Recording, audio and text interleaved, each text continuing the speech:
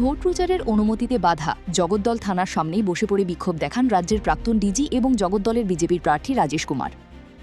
রাজ্য জুড়ে চলছে বিধানসভা ভোটের প্রস্তুতি পর্ব এবং প্রচার পর্ব। সেই মতো রবিবার সকালে জগদ্দল বিধানসভা কেন্দ্রের বিজেপি প্রার্থী ডক্টর রাজেশ কুমার অভিযোগ করেন তার সমস্ত প্রচার বাতিল করা হয়েছে।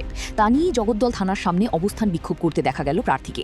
ইচ্ছাকৃতভাবে প্রচারে বাধার অভিযোগে ঘোষপাড়া রোড অবরোধ করে বিক্ষোভ দেখায় বিজেপির কর্মী সমর্থকরা।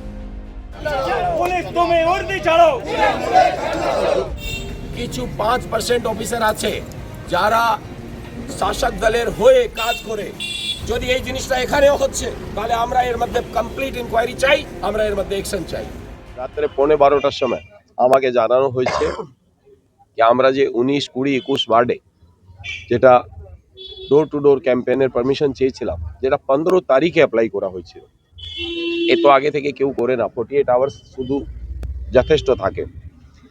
তা হওয়া সত্ত্বেও এরা আমাদের পারমিশন ডিনাই করেছে এবং রাত্রে 12:15টায় ডিনাই করেছে থানা। যখন আমরা বললাম কি অল্টারনেটিভলি কিছু করে দেন, টাইমিংটা অ্যাডজাস্ট করে দেন, এ তো আগে থেকে আপনাদেরকে জানানো আছে। আমরা যেখানে অ্যাপ্লাই করছি ওখানে টিএমসির পারমিশন ঢুকে যাচ্ছে, ওদের পারমিশন হয়ে যাচ্ছে। আমাদের লোক গত 2 দিন ধরে এদের পিছে লেগে আছে পারমিশনের জন্য। আমি ইলেকশন কমিশন কাছে এটা রিকোয়েস্ট করব, এ তো সার্ভার এ জগদ্দল থানারই খারাপ হচ্ছে না বাস্তবে ইলেকশন কমিশনের সার্ভার খারাপ হয়? বিকজ এই ধরনের প্রবলেম তো এত বেশি হয় না। ইলেকশন কমিশন তো এত সার্ভার খারাপ হতে দেয় না। এটা ইন্টেনশনালি বিভ্রান্ত করার জন্য এইসব জিনিস করা হয়েছে। আমি এটা পূর্ণাঙ্গ তদন্ত চাই।